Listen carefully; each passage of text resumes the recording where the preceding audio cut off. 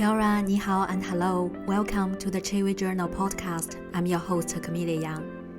My guest today is Tom Morgan. He's the Director of Communications and Content at the KCP Group and writes a newsletter called The Attention Span, which curates and synthesizes content and ideas among the best thinkers in a wide variety of areas. In this episode, we discussed Joseph Campbell's hero journey and Follow Your Bliss, global face change, and many topics related to Jordan B. Peterson. I hope you enjoy the show. You retweet a post on Twitter yesterday mentioned a trend that a lot of smart people currently very interested in, like meditation, metaphysics, power of myths and stories, and spirituality. Because you mentioned that is a face change. Jim O'Shaughnessy, he mentioned that is a great reshuffle. So can you please elaborate more details about this term and what direction do you think we human beings are heading to? It's one of those things where I've got to be really careful that I'm not just cherry picking a bunch of evidence that suits a narrative that I want to be true. But I think there's a lot of value in life, taking in a huge amount of information, letting it sit for a little while, and then seeing kind of what drops out of it as a trend that you think expresses the whole. And having sat with all the various different individual ingredients that I see around me, I think we're trending towards something very unusual that a lot of people aren't talking about, that I'm calling the global phase change. And as I said to Jim, I'm not even sure I'm using that term correctly. But what I mean is that, something I know I'm very interested in has been this work of the Dr. Ian McGilchrist, who has this hemispheric theory of the brain. There's no way I can ever summarize, but effectively we've become much more left hemisphere focused at the cost of the right hemisphere kind of view of the whole. And the very, very short version of that is that we've got into this system where all of our incentive structures are targeting abstract things like money, like power, engagement algorithms to keep people on their phone for longer. And the idea is that because it's a multipolar trap, if you don't do it, someone else is going to. If you don't put the beauty filter on your Instagram function, someone else is going to do it. If you don't make your business more profitable by firing all your workers, someone else is going to do it. And it's having all of these unintended negative consequences that we can all see very obviously. The way back from that is by targeting the DAO or Slack or doing things for their own intrinsic benefit and infinite games for the point of continuing the game. And I'm seeing this manifest across, hundreds of different sources. And my job is in investment. So I look at it and I see it in stock markets and I see it in culture. But that's sort of the way where I think we're going to undergo this very sudden irrational pivot towards a much more right hemispheric version of the world. I summarized this trend on Weibo and I got 86,000 views within 24 hours and more than 80 retweets and a lot of retweets from the VC in China. So they also noticed this. I find it's very interesting. Before, I always find my life is involved with a lot of coincidence or luck. But you mentioned you don't believe what the coincidence or luck anymore. Can you explain why? Because I just feel like everything is connected. Even yesterday, I sent you a DM on Twitter. You tweet True Detective. Then Weibo reminds me, 7 years ago, you say the True Detective, the Yellow King, this kind of thing. Just this coincidence, I can't understand. I hope to learn your take on that. I mean, I have no idea, right? This is sort of the deep mysteries of the universe stuff. But there's a really interesting idea I've written about by a guy called Rupert Sheldrake called Morphic Resonance. Yeah, well, the funniest part of it is on the day I wrote a piece on Morphic Resonance. Chris William. Yeah. Published an interview with the founder, the developer of the theory, an hour within me putting out my piece, right? And if that isn't a signal, what is? But for listeners that don't know what it's about, it's this idea that there's sort of this zeitgeist where there's a field of ideas that is like a Jungian collective unconscious, and that we're sort of tapped into it on a very fundamental level, so that when the when something resonates with a group of people, it spreads very, very quickly. And you kind of see that on the internet with memes already, but this is something a little bit more metaphysical. And I think that, when you're thinking about the nature of coincidence, I'm not kind of one of those determinists that say that everything is foreordained and everything is happening the way it should. I think that's kind of a weird way to live your life. But I think the more aligned you are with the Tao, the more aligned you are with this sort of morphic field, the better your life goes. But the signal that you get from the environment that you're on the right path, that you're on the Tao, is a series of coincidences and signals from the environment that, yes, this is the right path. Please continue. And it's something that I've seen accelerate in my life when I've been talking about these topics, that I kind of get this nudge from the world around me being like, yes, you're moving in the right direction. And you also get a nudge when you're moving in the wrong direction as well, in that things dry up, you get very disinterested, you get no opportunities in life. And it's this very kind of subtle information gradient where if you learn how to attune to it, it can be an incredibly positive force in your life. I see. So how can you determine you are not in your echo chamber? Because once you are follow these leads, you will always focus on these hints. Because in my life, I sometimes wonder, am I just too focused on follow my intuition, just to pick up the hints in my life? So how do you make sure you are not in your own bubble? I don't think you can. Like I had this slightly smug joke where it's like everyone knows the David Foster Wallace speech, "This is water," Yes. where like no one knows the water that they're swimming in, and I'm like, there's also a group of people that like quoting David Foster Wallace without realizing they're a group of people that like quoting David Foster Wallace, right? Like Yeah. there's kind of like this big intellectual circle, particularly on Twitter, where and in finance, where you can basically get convinced you're seeing the whole world when you're actually seeing like a tiny, tiny, tiny sliver of it. And I think that it's probably an imperfect way, but what I've said to people is that, make sure you're not following what the algorithm wants you to follow. Like if you click a certain number of videos on YouTube to get you emotionally engaged, it's going to take you down increasingly emotionally engaging rabbit holes. And these aren't decisions you're making. And I think that we need to make a quite conscious decision every time we click and every time we read. Is this something that I'm intrinsically interested in? Because I have this big macro thesis, the thesis that has changed my life, that I've taken from Carl Jung and a bunch of others, basically saying that if you pursue what you love, for want of a better word, but if you pursue your interests, your life will work out better than any other way. But intrinsic in that is you have to be following your interests, right? You have to be reading things that are intrinsically interesting to you. And often, if you're on social media, it's very difficult to do that. It's why I don't use Facebook, because it's just going to be what my friends think. Whereas on Twitter, it's a relatively unbounded domain. I find people I resonate with, like you. We have conversations, and that leads me to other interesting areas when they say, "Oh, have you spoken to X? Oh, have you spoken to Y?" And I take that as this kind of reciprocal exchange of gifts from the world around me. And I think that the one thing that also speaks to is that on Twitter in particular, which I found is one of the most powerful tools I've ever used, you've got to meet people in real life, or you've got to do Zooms, because otherwise you don't get the same kind of serendipity that you seem to get by just scrolling down the timeline. Exactly. It reminds me when I attended Jim O'Shaughnessy's Rick and Morty salon. I see your picture just right next to me. Then you start to post some recommendations. I said, "Oh, this guy is very interesting." That's how I find you on Twitter. Then start the interaction. And then you mentioned the call Young, follow your interest. Joseph Campbell also mentioned follow your blaze.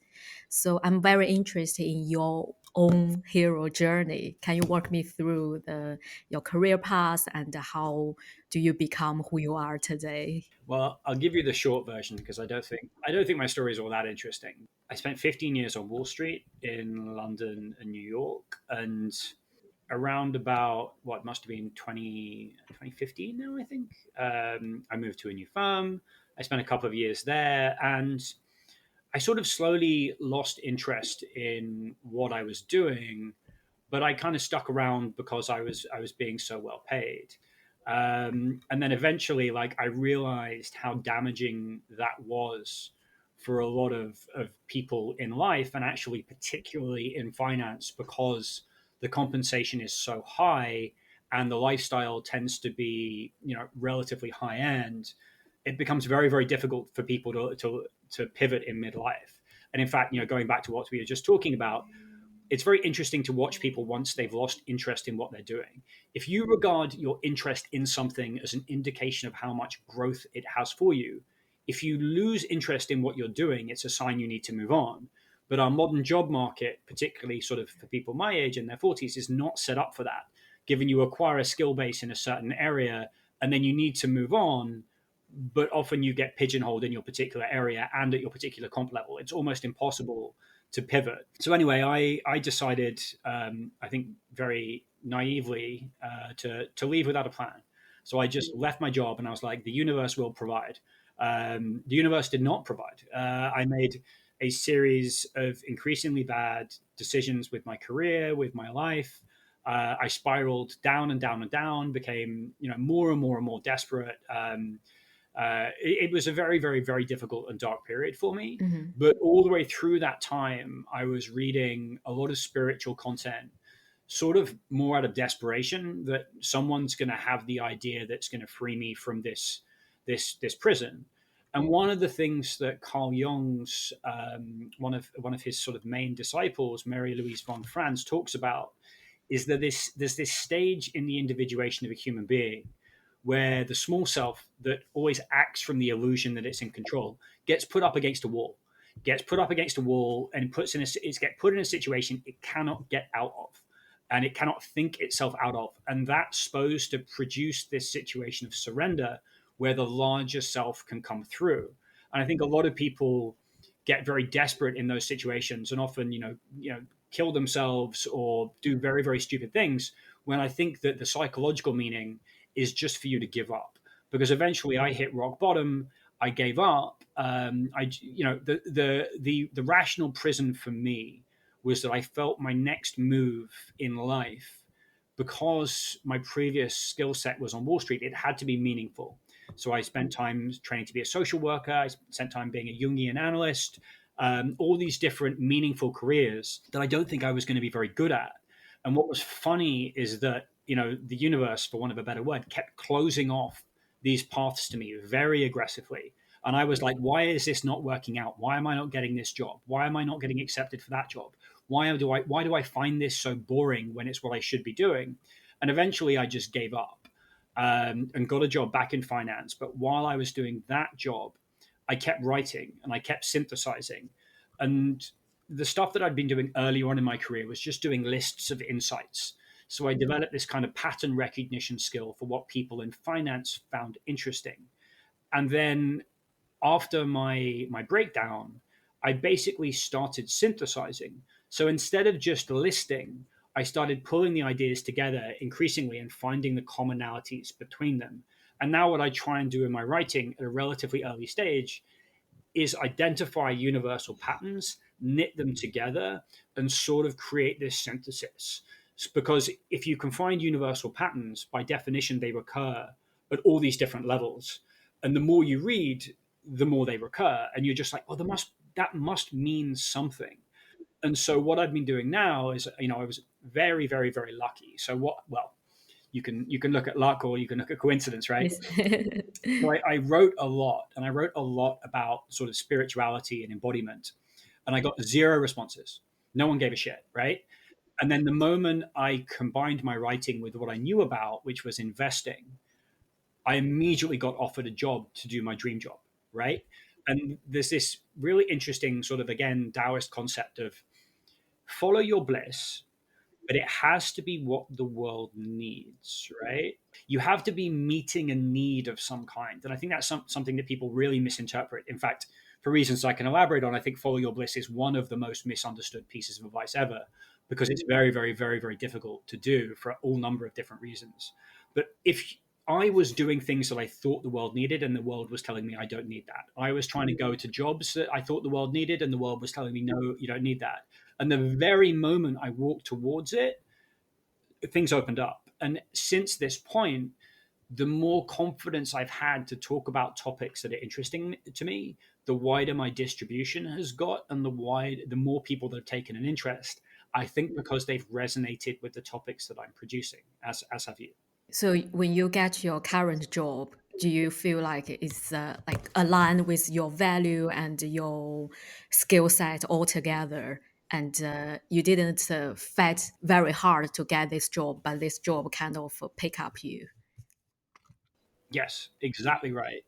I mean, I don't want to diminish the role of my employers. The KCP Group are amazing at giving me almost total freedom to do what I want. And yes, but I have to constantly rein myself in, right? Like, left to my own devices, I'd be writing like 8,000 word crazy spiritual concepts which would have no real world practicality. So I'm very grateful that I'm employed by, Yeah. fundamentally a wealth management firm with a lot of very, interesting and curious clients. But it means that I have to wrestle everything I'm writing about into a business and investing context. And I find that if I don't do that, no one reads it anyway, right?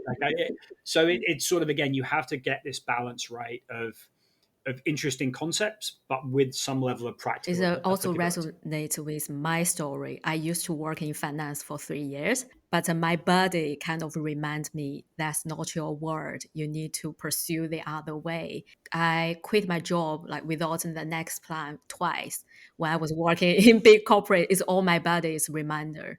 One is I got some I don't know the English word. It's like a lot of reddish on my face and body, and the second time is my panic attack twice. So I say, okay, it's time. I need to give up because when you in the corporate world, yeah, they paid so well, and you kind of live the life the society always tell you to do. But then your body will remind you, no, this is not your road. You need to follow your interest. Now I ended up in Portugal to do some art related project, which is the thing I always want to do when I was little. Yeah, the universe will give you a better plan. I think you stumbled on something that's really important. And if I were me listening to me 3 years ago, Hmm. I think I'd probably be very annoyed, right? Like, I wouldn't believe anything that I had to say. I think it was very interesting, as I had like chronic pain and chronic health issues when I was in the wrong place, that no American diagnostic healthcare could work out. And what was interesting is that I did an elimination diet, where you basically cut out all rich foods, alcohol, caffeine, well, to a lesser extent. And I started thinking much clearer, and then the signals from my unconscious and my body became much, much clearer. And I then sort of got a burst of energy, and I wrote a book, which was just an amalgamation of all the quotes I found most resonant. And then I realized the quotes were about me. And that tipped me into the phase of life through a series of quite strange experiences that I found myself in. But after that point, both Campbell and many other people have talked about this concept of the dragon, where it's like, when you talk about what your friend's expectations are. Nietzsche said, on the scales of the dragon, on every scale was written, "Thou shalt." What are you supposed to be doing? Where are you supposed to be at this time of your life? And I think when you get into your 40s with a lot of responsibilities, particularly in American culture, it's very, very, very hard to sacrifice that. And then when you lay it into that, the reason why you're doing these things is probably because of aspects of your character that crave safety, right? Like, you want to work in True. these abstract fields with high incomes because there's something in you that wants it. And so you're not just giving up money, you actually have to confront a lot of your personal limitations, to get through that, which is why it's such an unbelievably tough stage of life. Yeah, it reminds me about my girl Chris. Yeah, Mhm. his book. Yeah, he mentioned the left hemisphere only capture the limited information, but the right hemisphere is more information you are not aware of. It's all the uncertainty you need to face through. Well, what's funny is that the McGilchrist theory actually completely corroborates all of this view, right? So, firstly, the left hemisphere is fundamentally competitive, right? It does not give over control to the right hemisphere, whereas the right hemisphere does not have that relationship with the left. It exists through this relationship of care. So, you basically have this situation where the ego will not hand over the steering wheel, despite it having access to literally millions of times less information. And so when you think about the concept of following your bliss, it's sort of this letting go of the wheel, and your interests, your broad interests, your exploratory attention is controlled by your right hemisphere.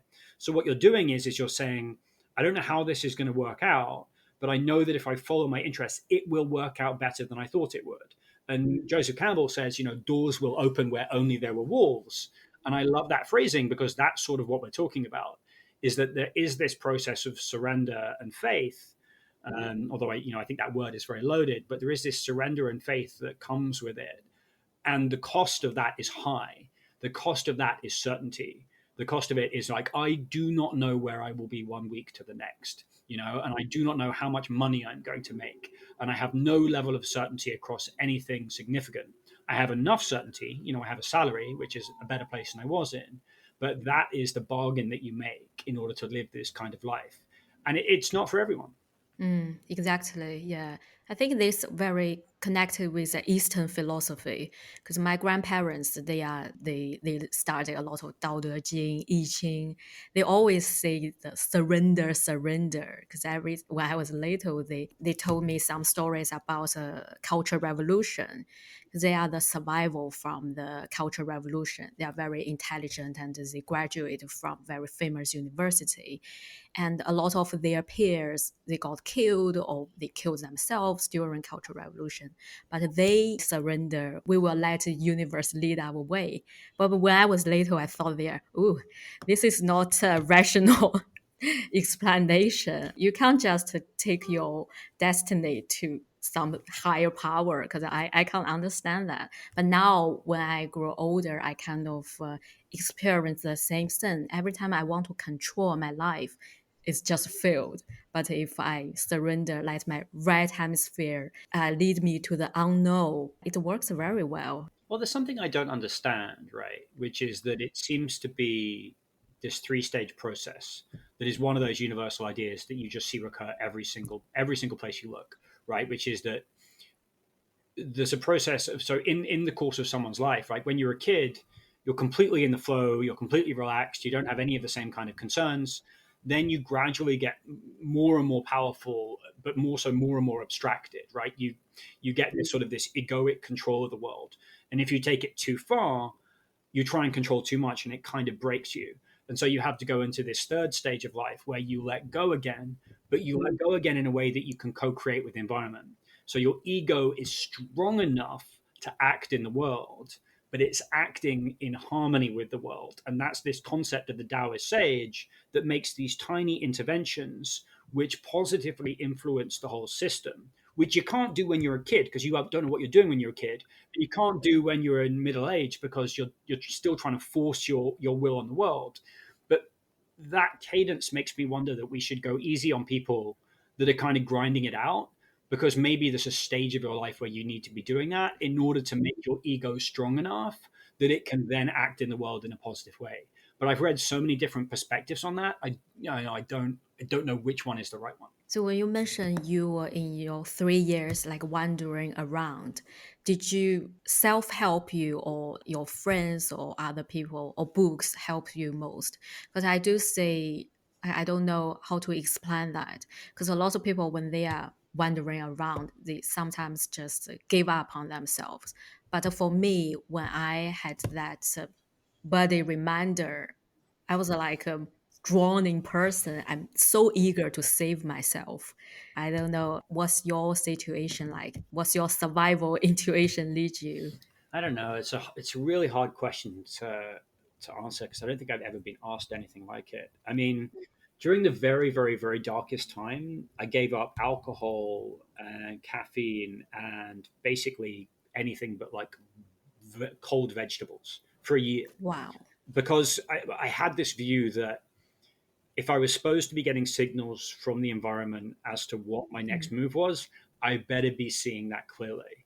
But I think I still stayed where I was for too long. I got a job I basically didn't enjoy, doing a very, very abstracted form of my prior job. So, like, it was a very, very bad fit. It was basically, I went back into it mostly out of fear, and then it didn't give me any of the nourishment and synthesis that I'd really enjoyed and actually been good at. But again, it was one of those stay for fear.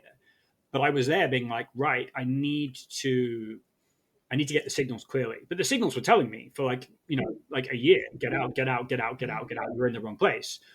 But I still, I think, lacked the courage to do it. So like I was quite physically healthy. Like I'm not a good runner, and I was sort of running, 6.5 minute miles for like 3 miles. And because I was so obsessed with like suffering and pain and what I was going through. So like whilst I was probably like from a medical perspective physically healthy, my mental health was a 1 out of 10, and my relationships were like a 0 out of 10. I think sort of the question you also asked is that there are a lot of things that were enormously helpful to me in different directions, and some sort of aspects of them that were very unhelpful. I think the one thing I regard my sort of breakdown phase as becoming totally left hemisphere dominant, because everything in my life became abstracted and I had no connection to anything, be it life, humans, anything. So I was completely in this sort of this infinite loop prison. And when you're in that state, you have no sense of embodied truth at all. So I was assembling millions of ingredients from all these wisdom traditions, but I would just randomly assume that each one was true, that they would be the answer that would get me out. And my poor wife had to listen to me, once every couple of weeks, being like, this is the thing that's going to save me. And then when I gave up, I've slowly been gaining this sense of kind of deeper embodiment, which is giving me an intuitive sense for when stuff's not true. So I can be faced with very, very, very compelling, intellectually cohesive arguments and be like, no, that sounds like bullshit, but I can't explain why, right? I just know it's not right. And it's also allowed me to synthesize all of the stuff that I inhaled and basically say, I think this is right and I think this is wrong, often when it's come from the same person.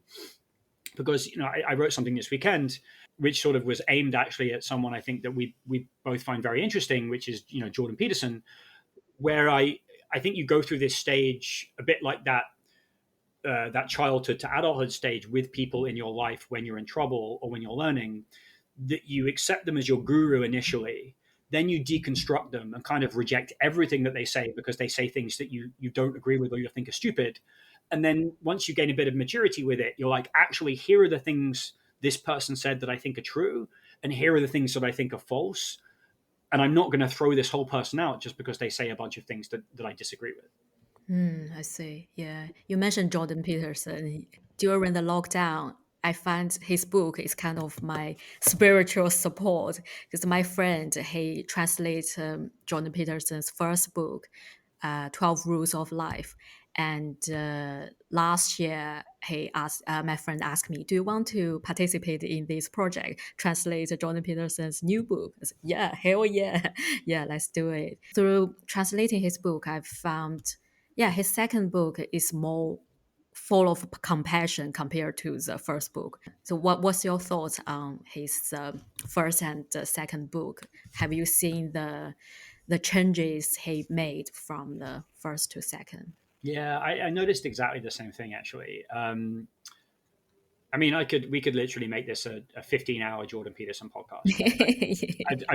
I've spent more time thinking about him and his work than any other person alive.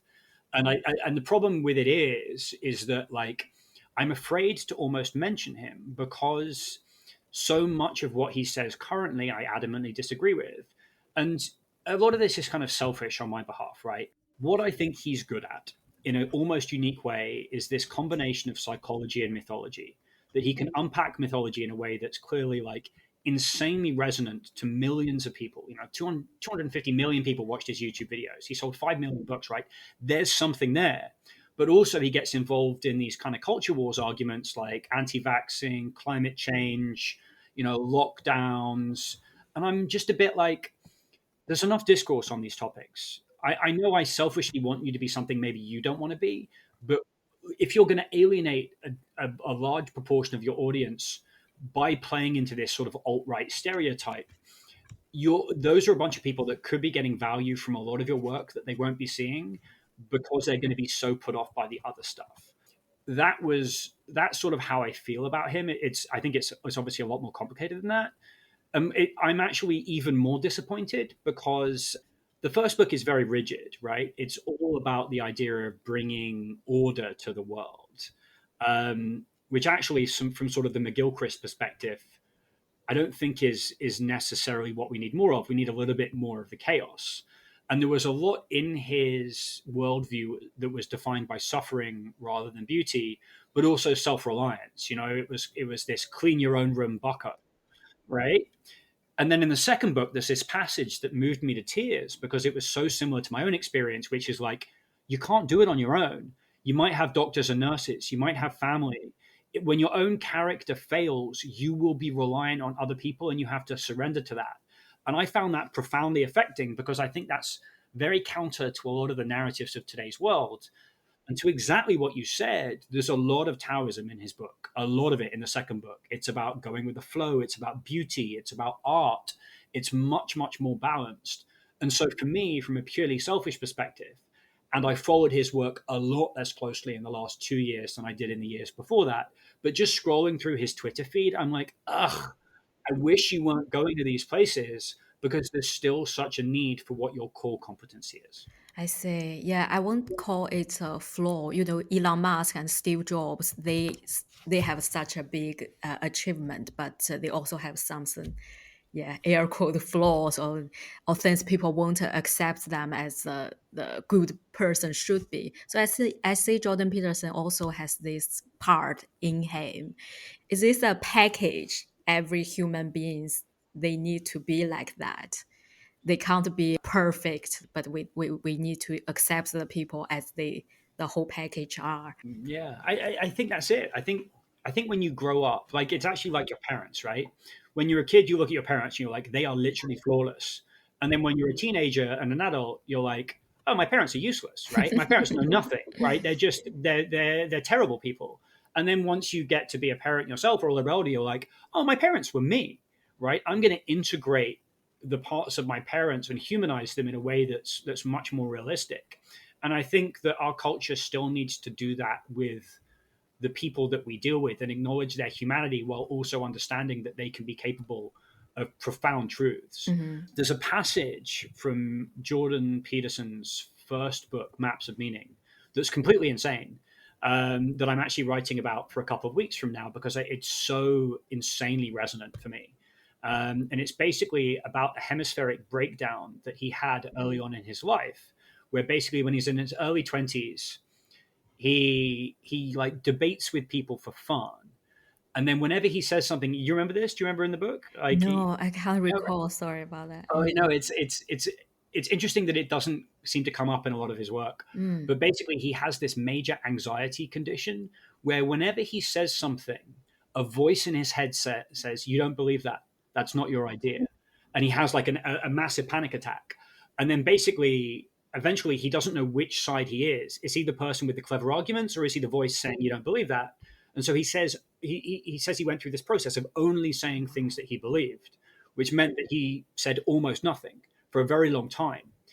But it meant that he had this method of speaking, which I think was profoundly resonant, which is kind of consistent with the idea of the Taoist sage, where this person is just speaking unself-consciously and bringing through stuff from the real world. And I think in the McGilchrist framework is a much more kind of spontaneous right hemisphere thinker and speaker.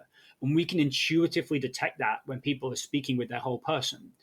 And it doesn't mean that everything that person said is true, but it means that they're going to say a lot more things that resonate with other people. And I went to see Jordan Peterson several years ago at the Beacon Theatre in New York, and he basically said that a quarter of the letters he received, tens of thousands, were you articulated something that I'd never heard put into words, but I always understood. And I hear McGilchrist say that as well about the stuff that he's writing. So these guys are bringing through content into that morphic field that everyone kind of knows is true, but no one's actually put words around yet. And that's kind of what prophets do. And again, like when he talks about stuff that he doesn't understand and doesn't have a basis for, I'm like, no, that's, stop it. Like, like, don't do that. Do the stuff about psychology and mythology and meaning that you really deeply understand and you have this resonance for. And that's what I want to listen to. So what kind of mythology he summarized, like resonates in you most? Because I started his YouTube channel on the Bible, the Genesis. I found, wow, I never thought about that. Yeah, some of it I have kind of my own interpretations on now, like his interpretation of the Genesis myth and the Cain and Abel myth. We kind of have some important but subtle differences in the way that we've perceived them. But the single podcast episode I've listened to that I think is the best podcast episode I've ever listened to, because it's completely insane, is his Jacob's Ladder episode, which I think is number 13. I listened to it again before I did my podcast with Jim O'Shaughnessy, because I remembered it had a couple of ideas in there that had become very resonant to me in sort of my synthesis. And I listened to the podcast again, and it's like 2 hours, and I'm like, oh my God, this has almost every idea that I've ever found interesting in it. And to the extent that I was like, oh, I feel guilty. I feel like I'm ripping off this podcast because it's so interesting. But there's sort of like, something that ties a lot of the stuff that we've talked about together is the idea of when you hear something and it just sticks. It sticks. And you find yourself thinking about it for years, right? And you don't know where it's going and you don't know why it's going there, but you just know it means something. And I remember I was in Newark Airport and I was in a check-in line for security, and I heard him say something, which is Carl Jung had this idea that your interests would guide you towards your own personal growth in this sort of four-dimensional self way. And something about it stuck. It just instantaneously stuck in my psyche and actually has been the foundation for my entire worldview. But then the whole of the rest of the episode kind of talks around that and a lot of other interesting, much crazier ideas. But I was like, okay. And there's a lot of other ideas from him and his work that have resonated in similar ways. Wow. Yeah, so true. Because I'm a writer. So hero journey, I always thought, yeah, that's the way I write a story. I need to follow the hero arc.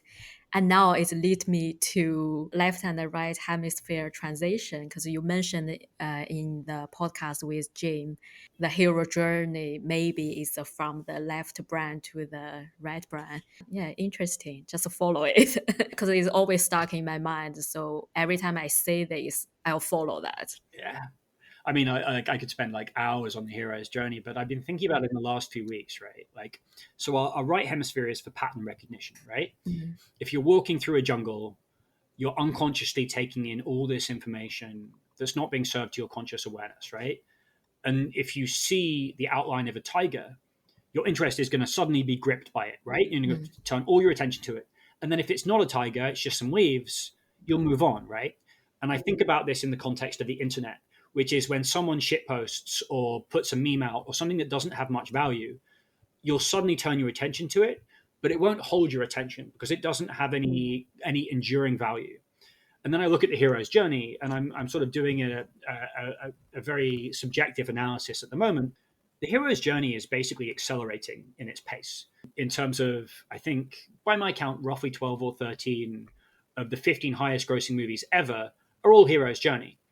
And that's because the hero's journey is a precise instruction for how individuals and cultures evolve, either spiritually or culturally, right? And so the reason why our interest is gripped by it every time we see it is because it contains something important. This is something Peterson himself has talked about a lot, which is like, if you think fairy tales are just stories, watch your toddler when they're watching Pixar or Disney. Have you ever tried to hold a toddler's interest for 90 minutes? It's literally impossible. And yet when you put these fairy tales in front of kids, they contain these substructures that for whatever reasons are evolutionarily very attractive to us. And so when people are like, Hollywood's out of ideas, it's only making the hero's journey over and over again. I'm like, yes, but why? why does it grip our attention all the time, right? Like, Yep. if you like when you have Frozen, which isn't a hero's journey, right? And they need to make a banker sequel, right? They need to make a guaranteed success sequel. Frozen 2 is literally the hero's journey from beginning to end in every single stage, right? When you have the Star Wars reboot, right? They need to make this movie a success because it's $1 squillion. The first episode of the third reboot is literally the hero's journey, line by line, and so on and so forth. And I'm like, these guys, when they get desperate, they just make the same movie over and over again. But why we like that movie, I think, is really important. Yeah, I see. True Detective and Interstellar. Have you found the hero journey there as well? Oh my god! Well, I mean, Interstellar is a one-to-one hero's journey, right? Like, so the analogy that I've always used is the way that ants operate. So ants, when they find a food source, they lay a pheromone trail to that source, and then as their environment deteriorates, they peel off that pheromone trail to explore for new food. But they have this intrinsic sense in them where they deviate off the path linearly with how uncertain their environment is getting. So there's something in them that detects that they need to explore. No one knows what that is, but I think in humans, it's this instinct of love, this kind of exploratory instinct.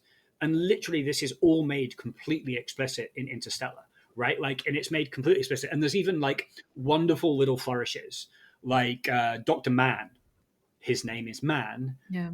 his fear of death is what nearly derails the mission, right? Because he basically is like, I was so afraid of dying that I called everyone over to my planet that was useless. And that sort of is the same concept as sort of the ego and the things that prevent us from surrendering. And then the relevance to True Detective. There's I mean, this is deeply, deeply scary and a concept I haven't really understood yet. But one of the sticky ideas I can't get out of my head is, what's the deal with horns, right? Why does the devil have horns? Why does the Minotaur at the center of the labyrinth have horns? Why does Moloch, the thing that is destroying our society through like pure competition, is also a horned god in the Canaanite tradition? So like you have this really weird consistency where everything's horned, and in True Detective, at the end of the series, Ross Cole goes to the center of a labyrinth and slays the horned god, the Yellow King, and goes through this death and rebirth cycle where he literally dies. And as you said, unbelievably, like I picked up on as well, is sort of bathed in love through this sense of self sacrifice. But I think about this, and this is just an operating theory, that this horned god is sort of the god of masculinity and the god of pure competition, and the animal that eats its young, and Moloch, and that we need to transcend and integrate it without necessarily killing it, in order that we can go back to sort of our feminine, our traditional feminine. And I don't mean like feminine in terms of like contemporary genders. I mean in terms of like Jung's anima. Once we reunite with that force, it will bring us into sort of this more Taoist alignment. And so it's this crazily consistent motif that you have this Minotaur at the center of the labyrinth that you even see in Westworld. That's literally it explicitly references the bicameral mind and Julian Jaynes throughout. The labyrinth is a constant motif in the series, and at the center of the labyrinth, they say, is this shadowy Minotaur figure that's never fully explained in the concept. But it's like, if you're looking for patterns, it's this one thing that you kind of see across the board. I'm not so sure about my masculinity interpretation, but it is something that fits with the whole idea of Moloch. Interesting. Yeah. So if I recall the mythology in Chinese context, some monsters, they all have horns. And the first goodness from a Chinese mythology called Nuwa, she's a very beautiful woman with a snake body. So it's also like the snake symbol in Western context. So it's the East and West all connected together. Well, it makes me. I mean, you'll know more than this than I, but I understand in Chinese culture the dragon is a source of creativity, which actually is not inconsistent, right? Is that, the in the Cambell sense, the dragon guards the gold, right? And if you can integrate or slay the dragon, and I think obsessing on slaying it is probably unhealthy because it's not about killing the ego, it's the ego in service, right? But if the Chinese saw the dragon as a source of creativity, and the West sees it as this force that's preventing you from becoming creative, that seems very intriguing to me. And the serpent is something that's kind of limitless interest. That basically, in at least Kabbalah, they say there is no route to holiness without the confrontation with the cosmic serpent, and it usually involves in something that you have to be courageous enough to withstand. Which again is sort of consistent with this idea that Jordan Peterson talks about, which is it's like a video game where you have to fight dragons to level up, but you don't fight all the dragons. You just fight the dragon that's in your way, right? And the dragon is in your way because it's something that's preventing you from sort of manifesting your true potential. And that is like a really interesting concept, but it also seems to be both in the dragon and in the cosmic serpent. It seems to be kind of associated with snakes in a way that you can probably go as deep as you want on an idea like that. Yeah, because in China, we all regard dragon as a king or related to the emperor, because all their clothes or they worship dragon. Dragon is like supreme of the spiritual animals, and it reminds me about a story. This very well known story about a guy who loved the dragon so much, so he got all his furniture, all his clothes everywhere with a dragon symbol on it. But one day the real dragon visited him, so he's scared to death. Cause so he only like worship this the symbol, but when he see the real one, he just refused to yeah. Because before I just understand this story as dragon is not real or something like that, but now I can see it's a dragon means like optical. A lot of stories I read when I was a child, I just literally understand them, but now I can dig deep, like all the mythologies. I kind of reread them to find the new meanings.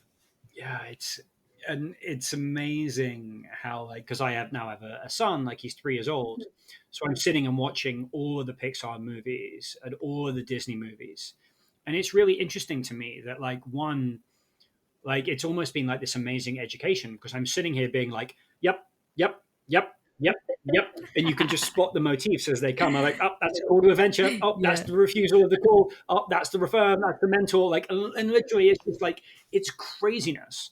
And what's interesting is that they all have the same story, pretty much. The ones that don't have the same story, he doesn't have any interest in. Like he'll watch them 3 or 4 times, but he'll watch Moana 50 times, right?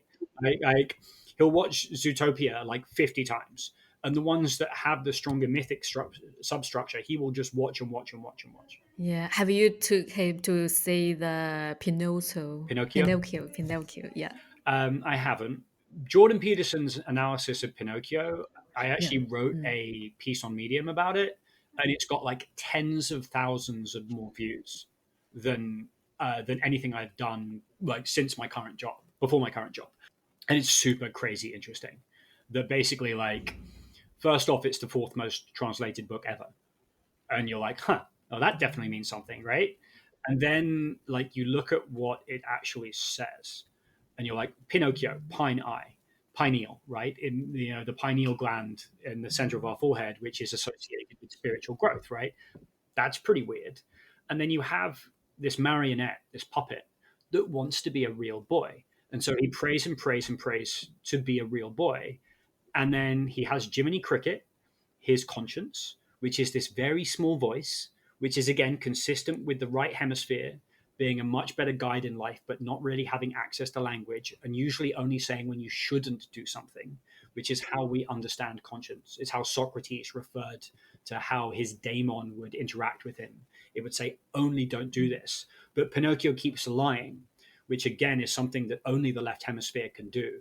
And his nose grows every time he lies, and he gets further and further away from manifesting his potential. And then he ends up at in the island where he's just drinking and partying, and he almost gets turned into an ass, but he gets saved. And then you have this classic motif where basically he ends up in the belly of a whale, which you can interpret a lot of different ways, but I interpret as sort of the belly of the beast, the bottom of the abyss, where he saves his father and he dies. And then the blue fairy comes along at the end and says, "You've saved your father. I'm going to turn you into a real boy and grant your wishes." So he goes through this very archetypal death and rebirth. He redeems the father, which is this concept I don't fully understand yet, but I've sort of been reading a lot about and be getting a bit smarter on. But well, there's one thing that I think I got really wrong about this that actually is really, really important, and I think that is a major, major flaw in at least the initial way that Jordan Peterson pitched the world. Um, and again, who am I to judge? But I just think it was something that massively paralyzed me, which is Peterson talks about find a goal that is big enough that it will make the suffering of life worthwhile. And I think when you tell people who are really lost, that will screw them up really badly. At least it did me, because it's like, how do I find this goal that is big enough to redeem my life? Whereas that just then makes the ego hold the steering wheel even tighter, be like, I have to think my way out of this problem, instead of doing what that you should be doing, which is basically surrendering to a wider intelligence. And this is something that, when you actually look at what Pinocchio says, all Pinocchio wants is to be a real boy. Pinocchio doesn't say, I want to become Mother Teresa. And I think something that really hurts people in today's world is that they look for meaning in obvious places. They're like, I'm going to go and work for a charity. I'm going to go and volunteer in a soup kitchen. And I'm not saying any of those things are bad. I mean, obviously they're not.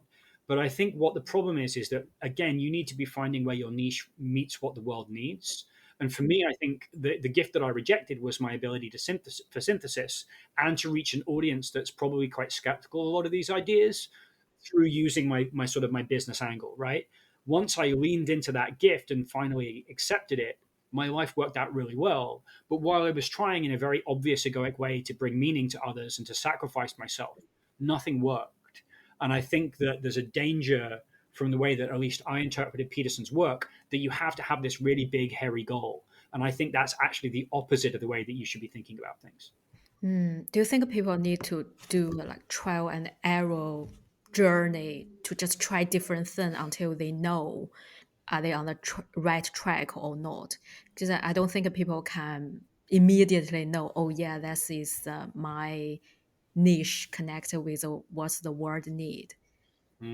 It's such a great question, and I think about it a lot, and I have no good answers. I think the way that I'll talk to my son about this is basically that you have to build up a base of pattern recognition in order to have any kind of mastery. And this is how Joseph Campbell talks about how to do it, which is you basically go to school, you learn the rules so that you can break the rules and then follow your bliss. Again, it's sort of this transition phase where you have to have a base of skills. The nuance that I think is critical is that you have to be laying down this foundation in something you're intrinsically interested in. So I'm not saying it's easy. It should ideally be very challenging, particularly at the start, but it should be something that you're not forcing yourself to do. Because if you're forcing yourself to do it, the person who isn't forcing themselves to do it will crush you. They will outperform you every 100% of the time, and you will risk running yourself in the wrong direction. Now, that's kind of generic platitudinous advice. I don't think it helps people very much. And I think you're right that you need to have this explore exploit process early on in your life where you shouldn't narrow down your educational options too early. You shouldn't close things off too early. I speak to a lot of people sort of, in their 50s, and they're like, these bloody millennials, they have 10 jobs before they're the age of 30. And I'm much more sympathetic to that view now if the alternative is staying in a job you hate for 50 years, right? But there's also this failure to commit that's on the other side of that, where the moment something gets hard, you ditch. And I think that it's sort of this, again, this sort of this Taoist balance between them, where it's like you need to find something that's really challenging, but it needs to be something that holds your interests. Finding that, I'm going to guess it's the hardest thing in the world. But once you've found it, you never need to do anything else. Yeah. So what's your method of educating your children? Will you let him follow the traditional path or doing something new? I don't know yet. There's one piece of like pattern recognition advice I'm starting to see everywhere, which seems to be of like critical importance. I think particularly to raising children, and it's this idea of emotional granularity. That basically, if our unconscious learns 200,000 times faster and has access to 11 million times more information than our conscious self, and those numbers are probably bullshit, but basically, like, if you think about our conscious self as this tiny island in a huge sea, right? It is going to be serving information to you throughout your life that is of critical importance, particularly where you should be Mm. directing your interest, right? But if you don't have the granularity of expression to interpret that, those signals are useless, right? And I think about the idea of, I think the human eye can see 40 million different colors, but we have 11 words. And something I said to Jim is that Sanskrit languages have 96 words for love, and we basically have one, maybe three, four, right? And if love is the guide, if you have 96 words for it, Mm. you're going to be able to follow that signal with much more precision, right? You're going to be able to direct yourself and orient yourself in the world much better. And they found emotional granularity is associated with mental health. Yeah. People that could describe their mental states got out of therapy much faster. It's associated with physical health, that you just didn't go to the doctors as much. And it's associated with much better decision making. So what me and my wife are trying to teach the boy right now, and then our girl when she gets old enough, is as many different words for physical sensations and emotions as they possibly can have, because then that closes this dissonance between the hemispheres and allows them to orient themselves in the world in a much more holistic way. Because also, like, proving again that I'm just a massive hypocrite, I'm not very good at this. I'm British, right? I'm the most emotionally stunted it's possible to be, and my own emotional vocabulary is, again, it's probably like 10 words, and that's so stupid. Mm-hmm. Wittgenstein, he said the limit of your language is your limit of your word. Ever since I start to learn new language, because I can speak English and Japanese, and now I'm learning Portuguese.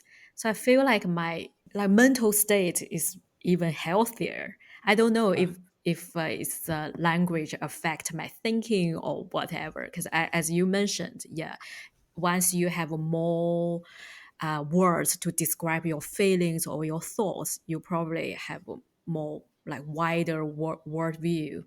So I think it's very fascinating. It's good to maybe teach your children be a bilingual or yeah Yeah. learn the different languages. Well, my wife's Yeah. Portuguese, so Oh, I've good, been, I've been cool. trying to get her to teach the kids Yes, Portuguese, but yes. so far unsuccessfully. Yeah. Yeah, so funny. I say we are close to the time. So, last question. What's the one thing that didn't make sense to you before, but when you look back, you think, it's all connected? One thing I think that was important for me, and probably not very helpful to anyone else listening, but is that once I looked back on my life, I noticed a propensity for withdrawal that often manifested itself in intellectual thinking. That was the currency that I felt my parents loved me for if I achieved academically, but also, like, I went through a series of experiences where the world hit me, and instead of me, braving it and going back into the world, I withdrew into my brain and into my head. And I see a lot of other people do this, and I just watched the pattern of this withdrawal get worse and worse until I hit my 40s. And there's maybe the best article I've ever read is by Brene Brown, called The Midlife Unraveling. Ah, It's, yeah, I oh, remember that. I've read it like 50 times. That's an exaggeration. I probably read it 15 times. Um, and she has this expression, which is midlife is when you realize your armor is preventing you from growing into your gifts. And like, if Mhm. that's one line that just hammers me over and over again, it's that, which is that I realized my armor was this withdrawal from the world and this withdrawal into the abstract and my brain. And that was preventing me from the vulnerability that I needed in order to be sort of a creative person. And so just looking back and seeing that pattern, it doesn't mean I've got over it, but it was certainly a massive hindrance that I think caused a breakdown when I was young, when I was, a few years ago, because my broader self was like, no, stop doing that, no more. Cool. Thank you so much for your time, Tom. So if people want to follow you, should I direct them to your Twitter and newsletter? Sure. I don't even know what my Twitter handle is, actually. I think it's it's Tom_Morgan KCP, Tom Morgan on Twitter, and then thekcpgroup.com is where I write. I write every 2 weeks and sort of organize events and calls for people that I find particularly interesting. That's great. I'll include them in the show notes. Thank you. Oh, thank you.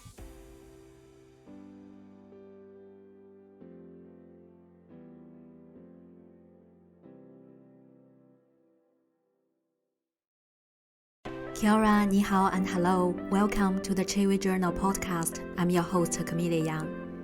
My guest today is Tom Morgan. He's the Director of Communications and Content at the KCP Group and writes a newsletter called The Attention Span, which curates and synthesizes content and ideas